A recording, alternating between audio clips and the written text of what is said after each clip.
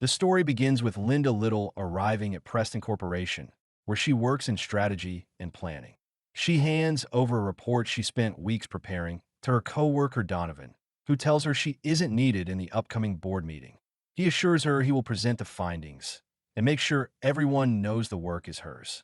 But from outside the conference room, Linda watches as Donovan removes her name from the report and takes full credit for it. This moment reinforces Linda's position in the office. She is competent but invisible. She struggles to connect with her coworkers, often coming across as awkward in her attempts to be friendly. The others keep their distance, excluding her from social outings and workplace bonding. Outside of work, her isolation continues. Linda has no close friends or family, and her only companion is a pet parrot she talks to at home. Despite this loneliness, Linda remains relentlessly positive, convinced that hard work and perseverance will eventually earn her the recognition she deserves. Linda is expecting a long-promised promotion to vice president, one she had been assured of by the company's late founder. Now that his son Bradley is stepping in to take over, she believes the promise will finally be fulfilled. When Bradley arrives to meet the staff, Linda eagerly steps forward to introduce herself. Unfortunately, she has just taken a large bite of a tuna sandwich and still has food on her face. As she enthusiastically greets him and offers her full support in helping the company succeed, some of the tuna residue accidentally falls onto him. Bradley is repulsed, quickly excuses himself, and retreats to his office. There, his senior executive informs him that Linda had been promised the VP position. However, Bradley has already given the promotion to Donovan, who is an old fraternity buddy. Beyond that, Linda's awkward demeanor has left a negative impression on him. The executive warns that Linda is essential, especially with a major Bangkok meeting coming up. Without her, things could fall apart.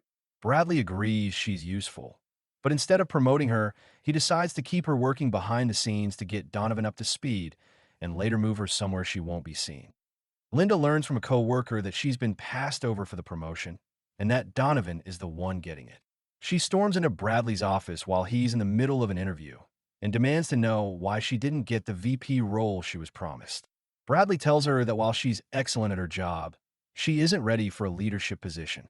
She isn't good with people, and what he needs is someone who can close deals, and most importantly, someone who golfs. In the middle of this already uncomfortable conversation, he casually points out that she has something stuck in her teeth, which only makes the moment more humiliating. Still, he admits that it took guts for her to come in and confront him. Because of that, he offers her a chance. If she manages to solve the issue with Appendix D for the Bangkok deal, he might reconsider the VP position. Just then, his fiancée enters the room. She's polished and confident, everything Linda isn't, and Linda becomes flustered, stumbling over her words before awkwardly excusing herself. As she's about to leave, Bradley stops her to mention that he's received complaints from coworkers about the strong fish smell coming from her lunch. He tells her she should eat somewhere else. Completely humiliated, Linda leaves the office, barely holding back tears. Linda pulls herself together and later joins Bradley, Donovan, and several others on the flight to Bangkok.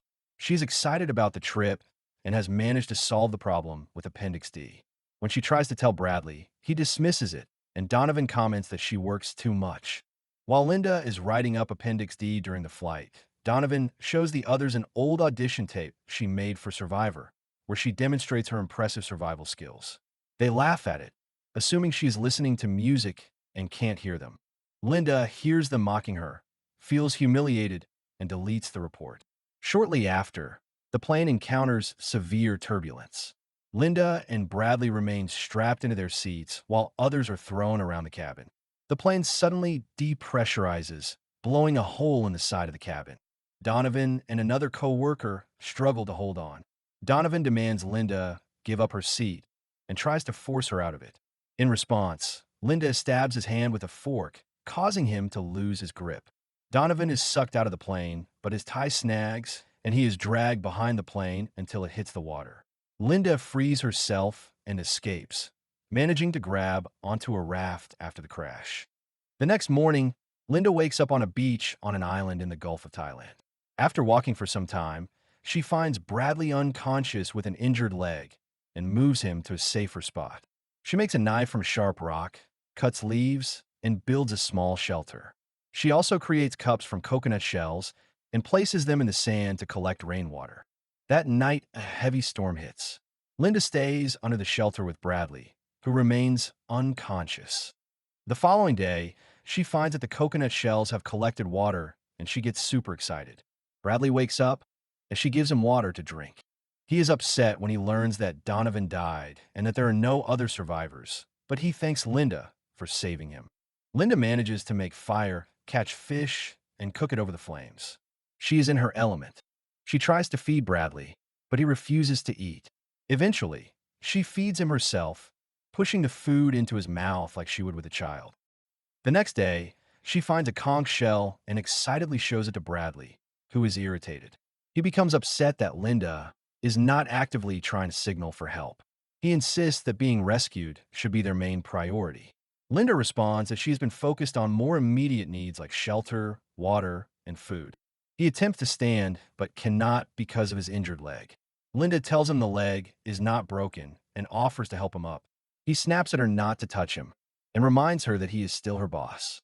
She becomes quiet, gathers her belongings, and leaves him there. She builds another shelter for herself. Bradley assumes she will return soon, but instead he remains alone for 2 days, unable to move, exposed to the sun, and without water. When he is close to collapse, Linda returns and gives him water. She tells him that they are no longer in the office. He has no choice but to accept it. Linda later tells Bradley she has found tracks from a wild boar. Since they need more food, she makes a spear and decides to hunt it. Bradley is skeptical and doesn't believe it will work, but Linda goes into the forest anyway. She tracks the animal until it suddenly charges at her. The boar chases her through the trees, but she manages to jump down onto it from above and stab it with the spear. The first strike isn't enough to kill it. When it charges again, she stabs it a second time. Even then, it doesn't die, and she eventually has to stab it in the eye to finish it. Linda later brings the boar's severed head back to camp and drops it beside Bradley, covering him in blood. He is shocked. She calmly tells him she might actually enjoy hunting. Later that night, they eat the meat. It's the first substantial food they've had in a while, and both seem relieved and happy. The next day, while exploring, Linda discovers a waterfall. She uses it to wash herself, drink, and spends time looking at the water and her reflection. While she's there, she notices a boat nearby. At first, she calls out for help, but then stops. After thinking it over, she decides not to reveal herself. Instead, she leaves quietly and returns to camp without telling Bradley what she saw. Linda tells him she has found a new water source and shows him a bag she has made herself. Bradley isn't impressed. He is angry that they've been on the island for 2 weeks and still haven't been found. Linda tells him she doesn't know why, but believes rescue will come. She says that staying positive is the most important thing for survival. That frustrates him even more. He tells her to stop pretending everything is fine and insists they should build a raft. Linda disagrees and says they should continue doing what they're already doing until help arrives. She adds that their situation isn't that bad. They have food, water, and each other. Bradley tells her this is the last place he wants to be at. Linda asks if she hasn't taken good care of him. He responds that his body won't recover from this and tries to leave. Linda warns that his leg isn't strong enough yet, but he snaps at her not to tell him what to do. He reminds her that he's the CEO of a Fortune 500 company and says she's fired. He decides to leave and set up his own camp. Linda laughs at the idea. Bradley attempts to recreate what Linda has built, but he lacks the basic survival skills. His shelter collapses, he struggles to find food or water, and he is unable to take care of himself. Meanwhile, Linda is thriving. She finds fish, makes simple ointments, and adapts her clothes into practical items. Eventually, hungry and desperate, Bradley returns to her camp to ask for forgiveness. Linda has prepared a proper meal and set up a simple dining space. Bradley introduces himself again and tries to reset their relationship. He offers to work together and says he is willing to learn from her. Linda questions what she would gain from that. She eats while he watches, now fully in control of the situation. Bradley admits he was wrong about her, says he underestimated her, and apologizes. Linda doesn't immediately accept. She briefly makes it seem as though she expects something in return, but ultimately tells him she isn't like that and agrees to let him return so they can work together again. Linda suggests they go for a walk since Bradley's leg is improving, and he agrees. She leads him along a narrow path on a cliffside near the water. As they walk, she explains what to watch for in their environment, which berries are poisonous and where dangerous plants grow. She points out a large X-shaped rock in the distance, surrounded by thorn bushes and poisonous vines, and tells him it's an area he should avoid at all costs. On the way back along the ledge, they pause for a moment. A section of rock suddenly breaks beneath Linda's feet, and she slips off the edge, but Bradley manages to grab her hand and pull her back up. Later, back at camp, Linda prepares crispy sweets from green bananas over the fire. She also tells Bradley she has been making an alcoholic drink from fermented fruit for several days. She suggests they drink, and Bradley agrees. That night, Linda gets them both drunk. As they talk around the fire, she admits that she was once married to an abusive man who drank heavily. She tells Bradley that she allowed him to drive drunk, which led to the car accident that killed him. She says she has never told anyone this before, and adds that she doesn't think they should leave the island. The next day, Linda wakes up hungover. While moving around the shore, she accidentally sees Bradley bathing in the water and begins feeling attracted to him. Soon after, a storm hits and destroys their camp. They take shelter in a cave until it passes. Their clothes are wet and they are both freezing, so Bradley suggests they hold each other to stay warm. When Linda wakes up later, Bradley is no longer in the cave. She finds him outside, where he says he wants to help rebuild the camp, this time in a higher location. Linda is pleased to see that he seems more willing to adapt to their situation. Later, after they've settled into the new camp, Bradley says he wants to go for a walk. Linda reminds him to stay away from the poisonous vines on the south side and eventually decides to simply join him. While they rest, Bradley offers to cook dinner so she can take a break, and Linda agrees. That evening, he prepares a meal for her, using the same poisonous berry she had warned him about earlier. After eating, Linda becomes violently ill and collapses. While she is incapacitated, Bradley attempts to escape using a raft he secretly built. However, the raft quickly breaks apart in the waves, and he is thrown back onto the island, unconscious. Despite still being sick, Linda drags herself to him and tries to revive him by performing CPR. As she does, she repeatedly vomits onto him because the poison is still affecting her. After Bradley wakes up, Linda shifts from helping him to reasserting control. She prepares a skewer containing pieces of a blue-ringed octopus she had caught earlier and feeds it to him. The octopus contains a powerful neurotoxin. She explains to Bradley exactly what is happening. The toxin will paralyze his muscles and take away his ability to feel or move, but it is not meant to kill him. He will remain fully aware while his body becomes temporarily unresponsive. As the paralysis sets in, Bradley loses control of his limbs and can no longer move. Linda uses this moment to stage a punishment. She begins cutting into something near his body in a way that makes it seem as though she is about to castrate him. Bradley is conscious, but unable to react or stop her. After letting the fear build, she reveals that she has only been cutting open a dead rat. She then tells him that next time it won't be a rat, and warns him not to mistake her kindness for weakness. After a few days, Linda tells Bradley she's going into the jungle to look for some fruit to cheer him up, since he's been distant and barely speaking to her. While she's out, she spots a boat approaching the island. When it reaches shore, she is shocked to see Bradley's fiancée, along with a boat captain.